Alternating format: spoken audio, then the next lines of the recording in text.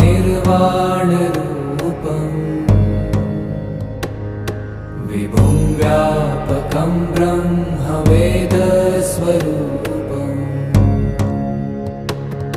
निजं निर्गुणं निर्विकल्पं निरीहम्